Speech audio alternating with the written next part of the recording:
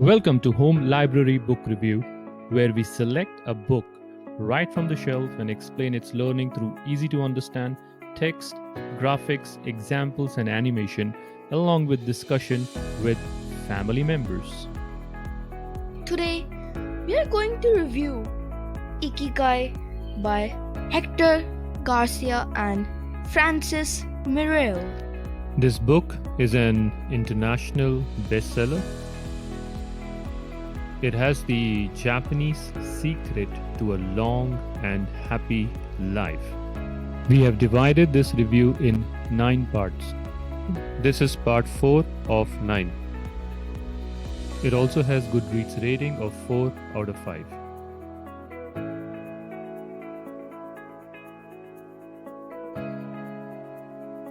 Hector Garcia is a citizen of Japan, where he has lived for over a decade, and of Spain, where he was born.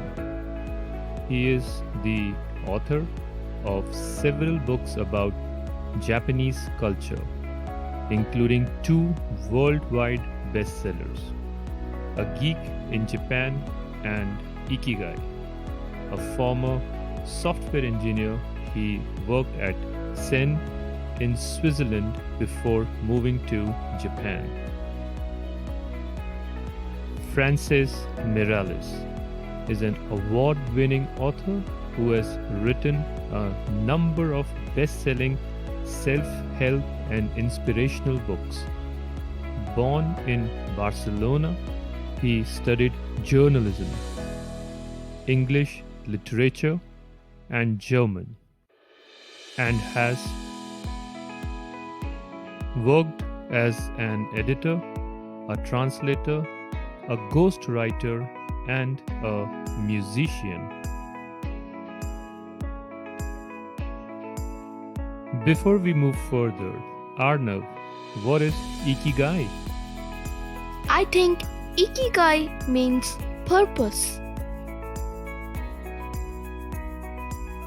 Yes, it could also be a motive. It can also be a cause. It could also be called as a reason. And it could be the impetus that derives you. Ikigai is a Japanese term that means your life's purpose or why you get up in the morning. I can't wait to review further. How about you, Arnav? Let's get started! Yay! Part 4. Find flow in everything you do. How to turn work and free time into spaces of growth. Imagine you're skiing down one of your favorite slopes. Powdery snow flies up on both sides of you like white sand. Conditions are perfect. You're entirely focused on skiing well as you can. You know exactly how to move at each movement. There is no future, no past. There is only present. You feel the snow, your skis, your body, and your consciousness united as a single entity. You're completely immersed in the experience, not thinking about or distracted by anything else. Your ego dissolves and you become part of what you are doing. We have all felt our sense of time vanish when we lose ourselves in an activity we enjoy. What makes us enjoy doing something so much that we forget about whatever worries we might have while we do it? When are we happiest? These questions can help us discover our Ikigai. Topic 1. The power of flow. There is no magic recipe for finding happiness, for living according to your Ikigai. But one key ingredient is the ability to reach this state of flow, and through this state to have an optimal experience. In order to achieve this optimal experience, we have to focus on increasing the time we spend on activities that bring us to this state of flow, rather than allowing ourselves to get caught up in activities that offer immediate pleasure, like eating too much or stuffing ourselves with chocolate in front of the TV. It is not only creative professionals who require the high doses of concentration that promote flow. Most athletes, chess players, and engineers also spend much of their time on activities that bring them to this state. When we flow, we are focused on a concrete task without any distractions. Our mind in order. The opposite occurs when we try to do something while our mind is on other things. If you often find yourself losing focus while working on something you consider important, there are several strategies you can employ to increase your chances of achieving flow, such as knowing what to do, knowing how to do it, knowing how well you are doing, knowing where to go, where navigation is involved, perceiving significant challenges, perceiving significant skills, and being free from distractions.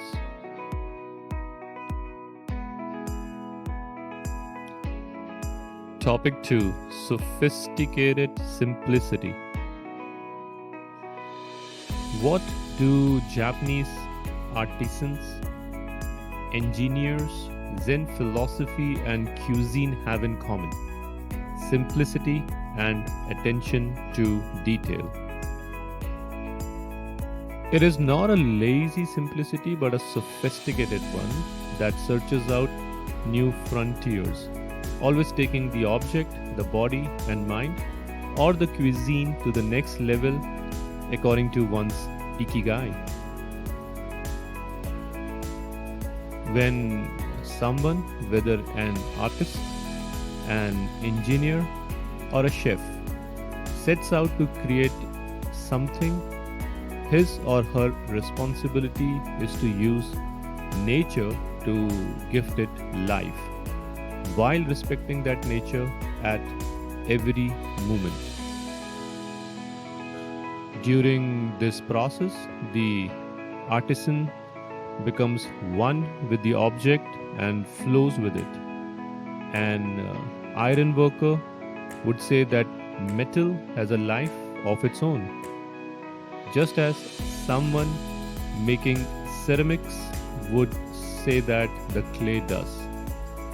The Japanese are skilled at bringing nature and technology together, not man versus nature, but rather a union of the two.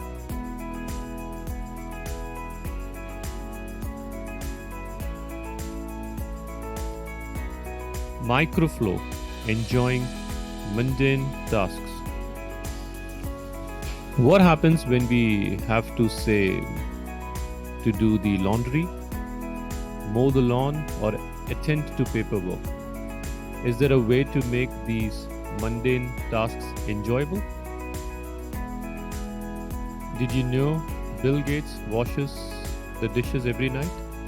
He says he enjoys it, that it helps him relax and clear his mind, and that he tries to do it a little better each day, following an established order or set of rules. He's made for himself plates first, forks second, and so on. It's one of his daily moments of microflow. Richard Feynman, one of the most important physicists of all time, took pleasure in routine tasks. W. Daniel Hillis, one of the founders of the supercomputer manufacturer Thinking Machines, hired Feynman to work on the development of a computer that could handle parallel processing when he was already world famous. He says Friedman showed up on his first day of work and said, "Okay, boss, what's my assignment?" They didn't have anything prepared, so they asked him to work on a certain mathematical problem. He immediately realized they were giving him an irrelevant task to keep him busy and said, "That sounds like a bunch of baloney. Give me something real to do." So they sent him to a nearby shop to buy office supplies, and he completed his assignment with a smile on his face. When he didn't have something important to do or needed to rest his mind, Friedman dedicated himself to microflowing, say painting the office wall.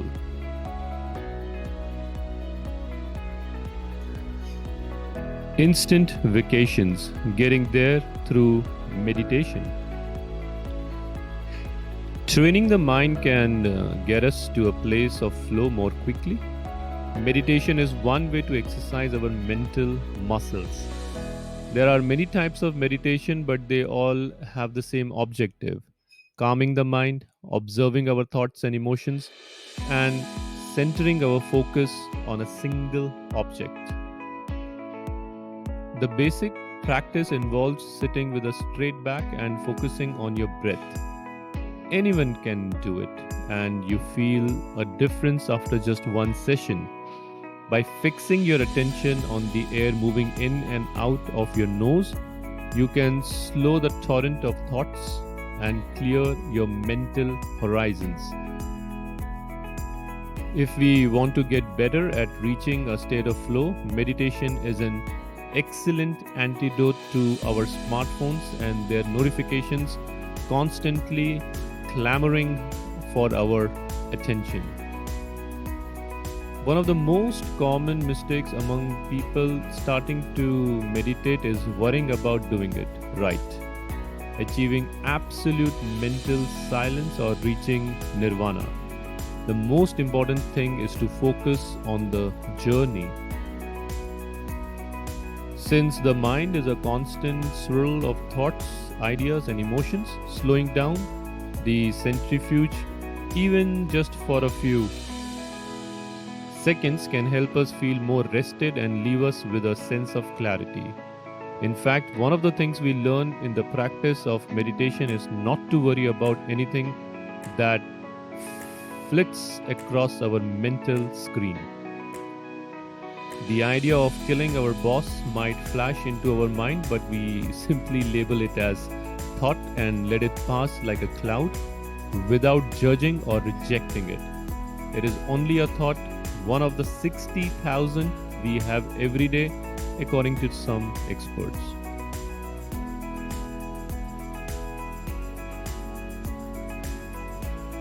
Humans as ritualistic beings.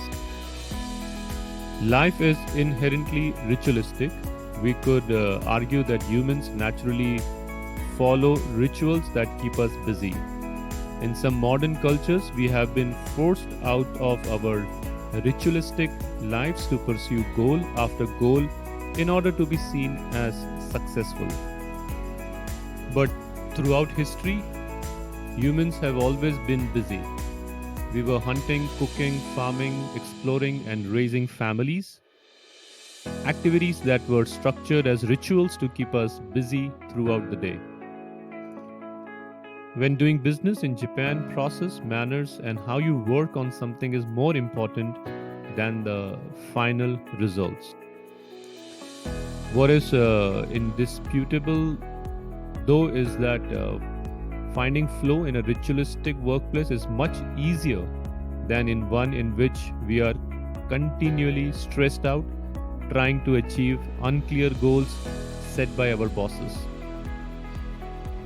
Rituals give us clear rules and objectives which help us enter a state of flow. When we have only a big goal in front of us, we might feel lost or overwhelmed by it. Rituals help us by giving us the process, the sub-steps on the path to achieving a goal. When confronted with a big goal, try to break it down into parts and then attack each part one by one. Focus on enjoying your daily rituals, using them as tools to enter a state of flow. Don't worry about the outcome, it will come naturally. Happiness is in the doing, not in the results. As a rule of thumb, remind yourself rituals over goals. The happiest people are not the ones who achieve the most, they are the ones who spend more time than others in a state of flow.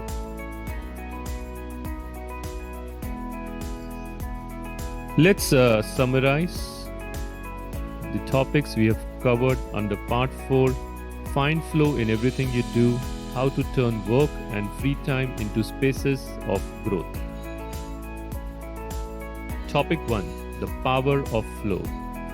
Number 2, sophisticated simplicity. Number 3, microflow, enjoying mundane tasks. Number 4, instant vacations, getting there through meditation. And finally, number 5, humans as ritualistic beings.